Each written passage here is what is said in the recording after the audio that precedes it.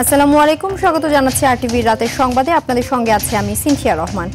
অবাধ, সুষ্ঠু ও গ্রহণযোগ্য নির্বাচনের জন্য শুধু কমিশনই নয়, রাজনৈতিক দলগুলো ওয়াদাবদ্ধ বলে মন্তব্য করেন প্রধান নির্বাচন কমিশনার এএমএম নাসির উদ্দিন।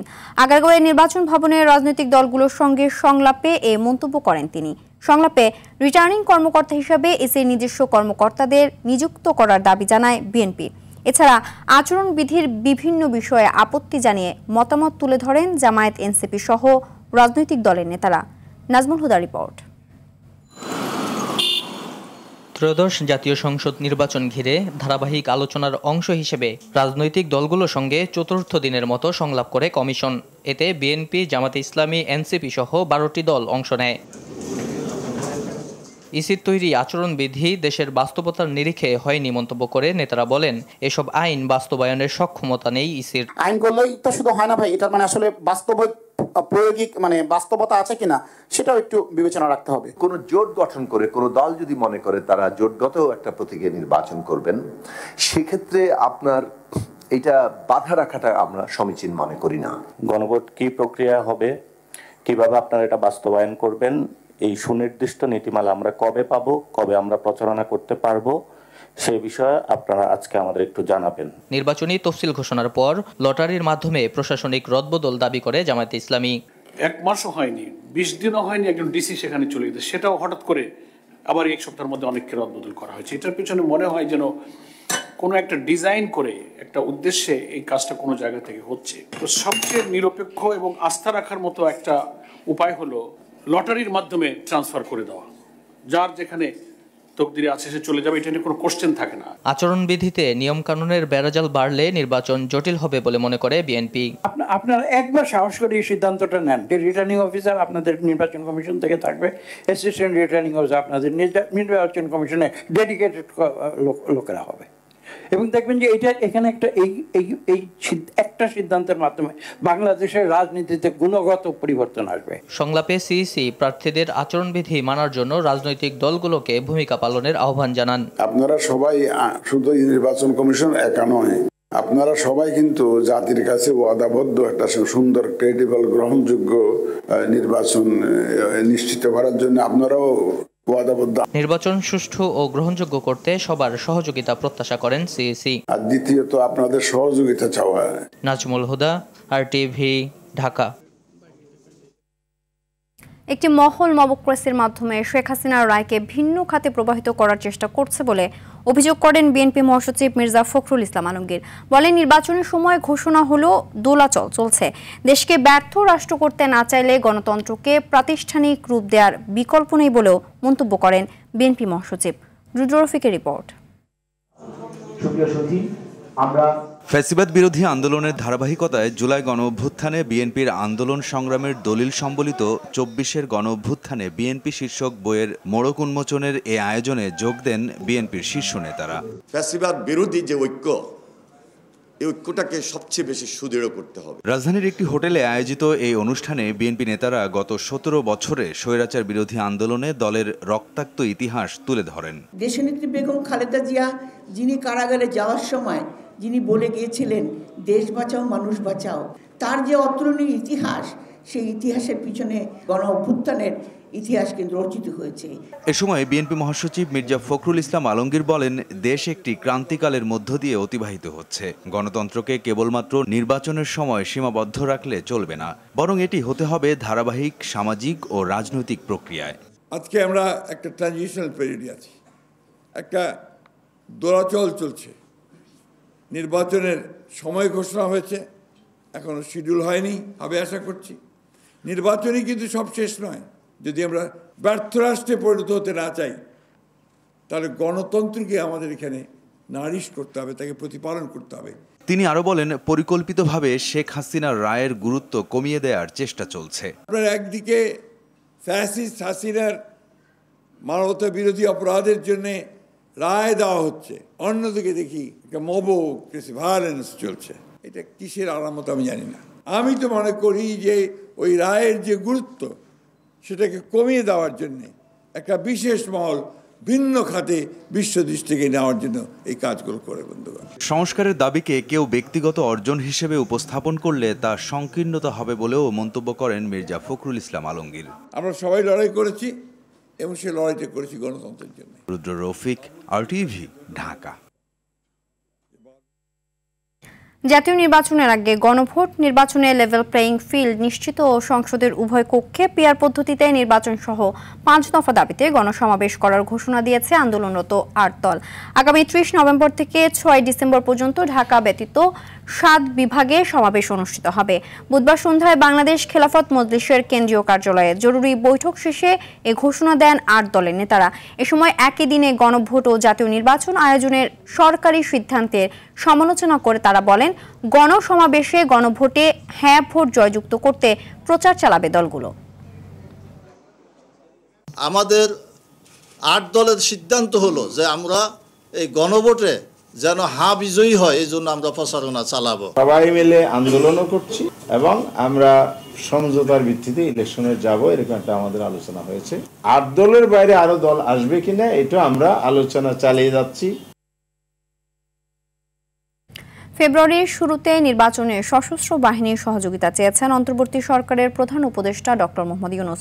সকালে সামরিক বাহিনী কমান্ড ও স্টাফ কলেজের গ্রাজুয়েশন সনদ বিতরণ অনুষ্ঠানে প্রধান উপদেষ্টা জানান, যে কোনো পরিস্থিতিতে আইন শৃঙ্খলা পরিস্থিতি ঠিক রাখা হবে। সংস্কার, বিচার ও নির্বাচন নিয়ে সরকার কাজ করে যাচ্ছে বলেও জানান প্রধান উপদেষ্টা। জাহিদ রহমানের report. Defence services and staff কলেজে গ্র্যাজুয়েশন সনদ বিতরণ অনুষ্ঠানে যোগ দেন প্রধান উপদেষ্টা ডক্টর মোহাম্মদ ইউনূস।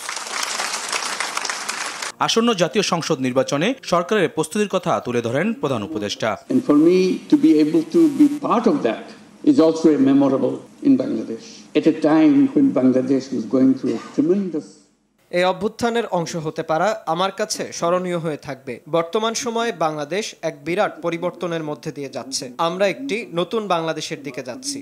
আসন্ন জাতীয় নির্বাচন তাই শান্তিপূর্ণ, উৎসবমুখর ও আনন্দময় করে তুলতে আমাদের সেনাবাহিনীর সহায়তা প্রয়োজন। আমরা আপনাদের কাছ থেকে এই প্রত্যাশাই করি। আমি আপনাদের এই দায়িত্ব দিচ্ছি কারণ আপনাদের সেই সক্ষমতা আছে বলেই আমার বিশ্বাস এই অভিজ্ঞতা আপনাদের জীবনেও ফলপ্রসূ হবে। So this is the task. I'm narrating all this because you have got all these things as you are here. Those who are from other countries, this experience you will carry with you. And also I hope the students who are attending the courses here also analyze what's happening. 311 জন প্রশিক্ষণার্থীকে উদ্দেশ্য করে প্রধান উপদেষ্টা জানান, গণ অভ্যুত্থানের পর বাংলাদেশ এখন উত্তরণের সময় পার করছে। Continue to bring law and order with the support.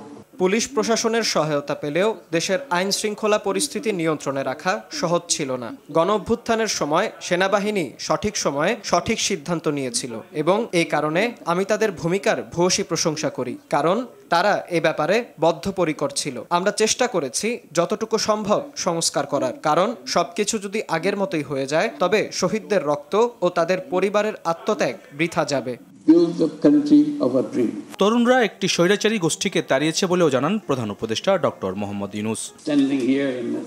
Zahid Rahman, RTV, Dhaka. ডিসেম্বরের মাঝামাঝিতেই শেষ হবে সাভারের আশুলিয়ায় 6 মরদেহ পোড়ানো সহ 7 জনকে হত্যা মামলার বিচার। বুধবার এই মামলার রাজসাক্ষীর জবানবন্দি রেকর্ড শেষে কথা জানান ট্রাইব্যুনালের প্রসিকিউটর মিজানুল ইসলাম। জবানবন্দিতে শহীদ পরিবার ও ট্রাইব্যুনালের কাছে ক্ষমা চেয়েছেন রাজসাক্ষী ও সাবেক পুলিশ সদস্য শেখ আফজালুল হক। এদিকে ট্রাইব্যুনাল 1-এ সাক্ষ্য দেন চানখারপুলে 6 জনকে হত্যা মামলার মূল তদন্ত কর্মকর্তা। জিয়া মাহমুদের রিপোর্ট। জুলাই গণঅভ্যুত্থানে 5 আগস্ট সাভারের আশুলিয়ায় থানার সামনে এভাবেই পোড়ানো হয় 6 জনের লাশ। এই ঘটনা সামাজিক যোগাযোগ মাধ্যমে ছড়িয়ে পড়লে দেশ জুড়ে ওঠে সমালোচনার ঝড়। সরকার পরিবর্তনের পর রোমহর্ষকে হত্যাকাণ্ডের বিচার চলছে আন্তর্জাতিক অপরাধ ট্রাইব্যুনাল 2-এ। মামলায় আসামি করা হয়েছে সাভারের সাবেক MP সাইফুল ইসলাম সহ 16 জনকে, যাদের মধ্যে গ্রেপ্তার আছেন 8 জন। বুধবার এ মামলায় রাজসাক্ষী হিসেবে সাক্ষ্য দেন সে সময়ে সাভার থানায় SI হিসেবে কর্মরত শেখ আফজালুল হক। 23তম সাক্ষী হিসেবে তুলে ধরেন সেদিনকার ঘটনা। যখন শেখ হাসিনা পালিয়ে যান, এই খবরটা পাওয়ার পরে ওসি সাহেব বাইরে ডিউটিতে ছিলেন এবং ওই সময় ওনার নির্দেশে বিশ্বজিৎ এএসআই এবং অন্য কয়েকজন যারা অন্য ইউনিট থেকে আসছে তারা গুলি করেছে। সাক্ষ্য গ্রহণের 18তম দিনে প্রসিকিউটর জানান দ্রুতই শেষ হবে চাঞ্চল্যকর এ মামলার বিচার। আর 2-1টা সাক্ষী নেওয়ার পর তদন্তকারী কর্মকর্তার সাক্ষ্য দেব এবং অনারেবল ট্রাইব্যুনাল ডিফেন্সে কোনো আবেদনের প্রেক্ষিতে সাফাই সাক্ষীর আবেদন মঞ্জুর না করেন তাহলে আগামী মাসের 15 তারিখের মধ্যে এই মামলা যুক্তিতর্ক শেষ হবে। এদিকে ট্রাইব্যুনাল 1-এ জুলাই আন্দোলনে রাজধানীর চানখারপুলে 6 জনকে হত্যা মামলায় সাক্ষ্য দেন মামলার মূল তদন্ত কর্মকর্তা মোহাম্মদ মনিরুল ইসলাম। আগামী রোববার তাকে জেরা করবেন আসামি পক্ষের আইনজীবীরা। GM Mahmud, RTV, Dhaka. আওয়ামী লীগের জন্মস্থান রোজ গার্ডেন ক্রয়ের নামে রাষ্ট্রের 332 কোটি টাকার ক্ষতি সাধনের অভিযোগে অনুসন্ধানে নেমেছে দুদক। 2018 সালে আওয়ামী লীগ সরকার ক্ষমতায় থাকার সময় ক্ষমতাচ্যুত প্রধানমন্ত্রী শেখ হাসিনা এই 332 কোটি টাকা সরকারি অর্থে ক্রয় করে সংরক্ষণের উদ্যোগ নেয়, যা রাষ্ট্রীয় অর্থের অপচয়। এ ঘটনায় অভিযানে প্রাথমিক সত্যতা মেলায় অনুসন্ধানে নামে দুদক। এদিন দুদকের মামলায় ধানমন্ডি বাসা থেকে গ্রেফতার করা হয় ইসলামী ব্যাংকের সাবেক চেয়ারম্যান ওবায়দুল্লাহ আল মাসুদকে। মামলায় বলা হয়, অগ্রণী ব্যাংকের দায়িত্বে থাকাকালে সংশ্লিষ্টদের যোগ সাজশে 189 কোটি ঋণ জালিয়াতি করেছে।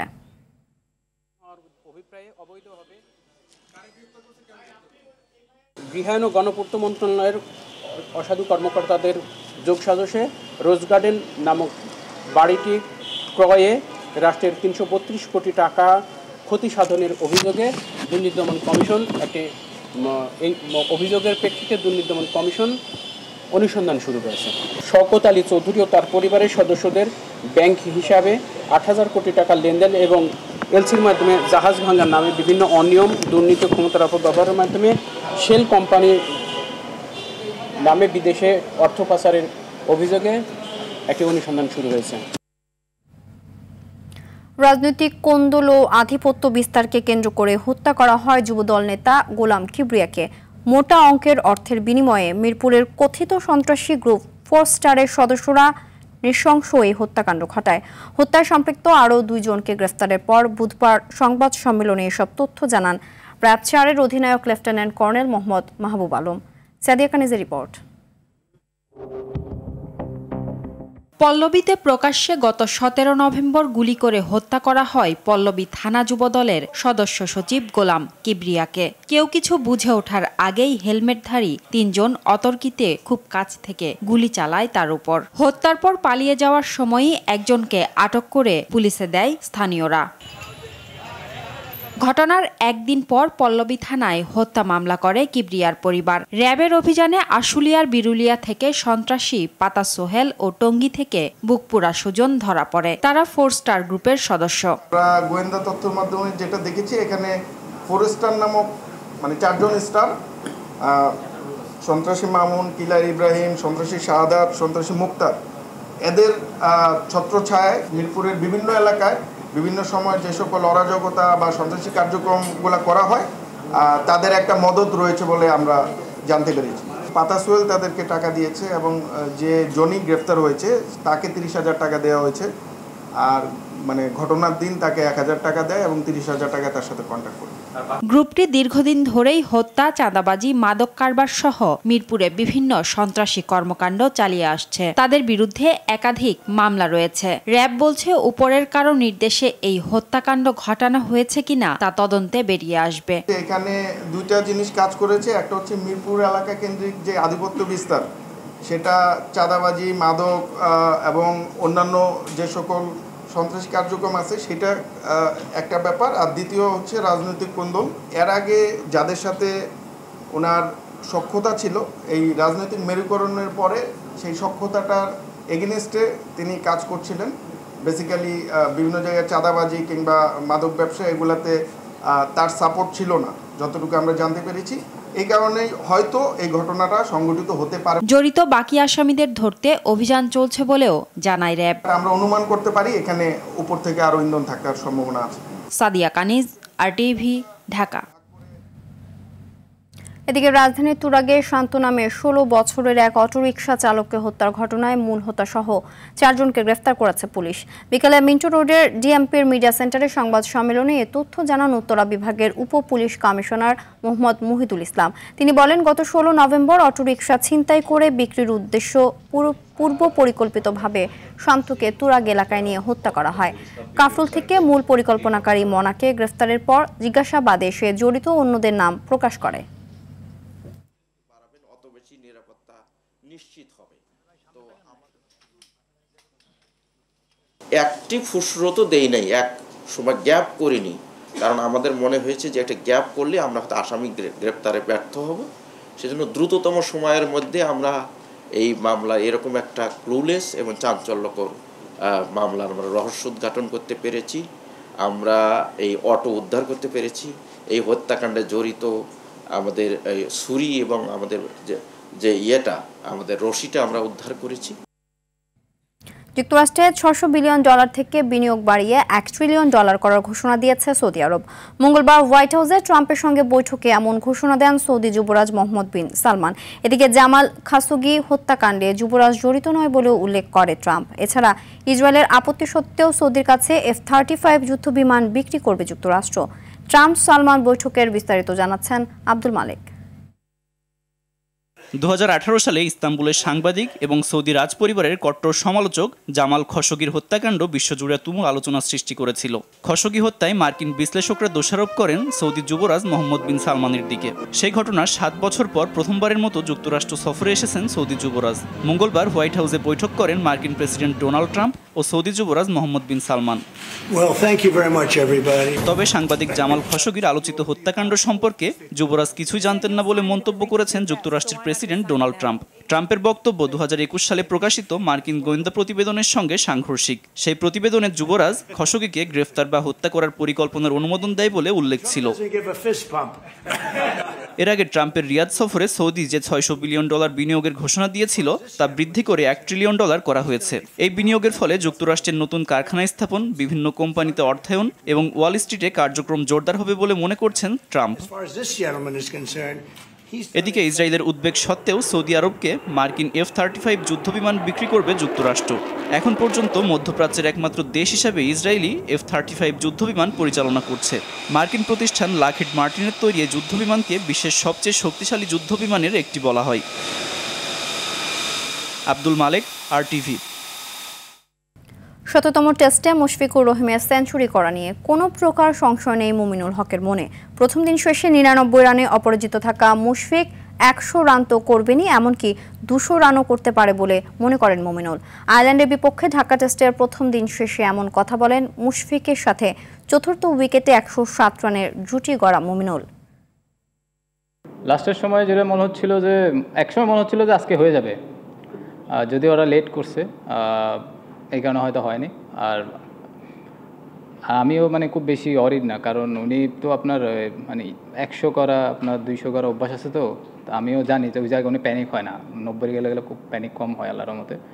তো ওই কারণে আত্মবিশ্বাসটা আছে যে কালকে গিয়ে অন্য কেউ থাকলে হয়তো একটু প্যানিক থাকতাম, যে উনি যেহেতু আছে আমার মনে হয় উনিও প্যানিক হয় না, আমরা কেউ প্যানিক না। তো কালকে গিয়ে ইনশাল্লাহ হয়ে যাবে। ১০০ ম্যাচ খেলার আগে যেরকম ছিল এখনই সেরকমই আছে। বাড়তি যে ওনার ১০০ ম্যাচ খেলছে, ১০০ ম্যাচ ১০০ মানে ১০০ করতে হবে ওইরকম কোনো কিছু দেখি না। আমি উনি যখন ক্রিজে আসছিল তখন তো মানে 0 রানে ছিল, তখন থেকে দেখছিলাম যে খুব কাম অ্যান্ড কোয়াইটভাবে আপনার খুব নর্মাল ক্রিকেট খেলছিল। অন্যান্য দেশ, আমাদের দেশ অন্য দেশে এরকম দেখি আর কি। তো আমার নিজেই দেখে অনেক ভালো লাগলো। তারপরে আমার কাছে মনে হয় যে এই জিনিসটা, এই কালচার যদি সবসময় থাকে বাংলাদেশে, তো ইয়াং জেনারেশন যারা আছে তারাও কিন্তু আপনার টেস্ট খেলার জন্য, তবে ১০০ টেস্ট খেলার জন্য অনুপ্রাণিত হবে। বাংলাদেশ ক্রিকেট বোর্ডের পরিচালক ও বয়সভিত্তিক ক্রিকেটের চেয়ারম্যান আসিফ আকবর পঞ্চগড় জেলা স্টেডিয়াম পরিদর্শন করেছেন। বিসিবির বয়সভিত্তিক ক্রিকেট উন্নয়ন ক্যাম্পেইনের অংশ হিসেবে বিকেলে পঞ্চগড় জেলা স্টেডিয়াম পরিদর্শন করেন তিনি। এ সময় তিনি স্থানীয় নারী পুরুষ ক্রিকেটারদের সাথে সাক্ষাৎ করে তাদের দাবি শুনে স্থানীয় ক্রিকেটের উন্নয়নে স্টেডিয়ামের বিভিন্ন সমস্যা সমাধানের আশ্বাস দেন। এর আগে তিনি নীলফামারী জেলা স্টেডিয়াম ও বড় মাঠ পরিদর্শন করে স্থানীয় ক্রিকেটার এবং আয়োজকদের সঙ্গে মতবিনিময় সভায় অংশ নেন।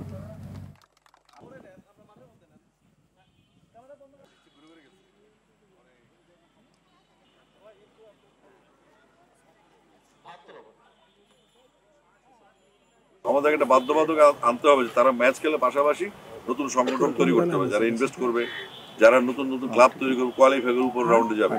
এভাবে যদি না হয় তাহলে আঞ্চলিক পর্যায়ে প্লেয়ার তৈরি হবে না। ভারতের বিপক্ষে করা গোলকে নিজের সেরা বললেন শেখ মুরসালিন।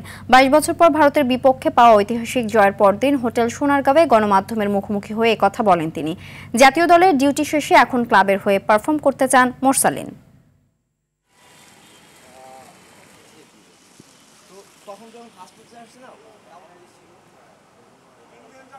গোল হয়েছে হ্যাঁ, বাট রাকিব ভাইয়ের কৃতিত্বটা আমি এখানে অনেক বেশি দিতে চাই, কারণ যেভাবে বল নিয়ে রান করে আমাকে সুন্দরভাবে অ্যাসিস্ট করছে, সো আমি ক্রেডিট দিতে চাই ওনাকে। আর গোল একটা হয়েছে, আবার আমরা লুজও করতে পারতাম, সো এই জন্য বলবো না যে আমি গোল দিচ্ছি এই জন্য জিতছে, সবার খুবই ছিল। অবশ্যই লক্ষ্য তো বড় রাখাই উচিত সবারই, এখন দোয়া করবেন যেন আরও গোল করতে পারি। বিশ্বকাপ কাবাডিতে ভারতের বিপক্ষে বড় ব্যবধানে হেরেছে বাংলাদেশ। মিরপুর শহীদ সোহরাওয়ার্দী ইনডোর স্টেডিয়ামে এদিন 43-18 পয়েন্টে স্বাগতিকদের উড়িয়ে দেয় ভারতের দল। শুরু থেকে দুর্দান্ত খেলা ভারত একের পর এক পয়েন্ট অর্জন করে প্রথমার্ধে এগিয়ে যায় 29-8 পয়েন্টে। বিরতির পর দ্বিতীয়ার্ধেও সে ধারা বজায় রেখে সহজ জয় ঘরে তোলে বর্তমান বিশ্ব চ্যাম্পিয়নরা। এ ম্যাচে পরাজয় সত্ত্বেও আগের 2 ম্যাচে জয় পাওয়ায় গ্রুপ পর্বে নিজেদের শেষ ম্যাচে থাইল্যান্ডকে হারাতে পারলে সেমিফাইনালে ওঠার পাশাপাশি একটি পদক নিশ্চিত হবে বাংলাদেশের।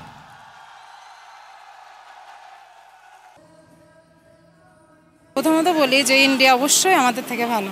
আমাদের টার্গেট, সত্যি কথা বলতে আমাদের টার্গেট থাইল্যান্ড। আমরা আমাদের গ্রুপে আছে থাইল্যান্ড, হচ্ছে আমাদের টার্গেট। আমরা থাইল্যান্ডকে হারাতে পারলে আমাদের একটা পদক। রাতের সংবাদ এ পর্যন্তই। মধ্যরাতের সংবাদ 1টায় দেখার আমন্ত্রণ রইল। ধন্যবাদ সবাইকে।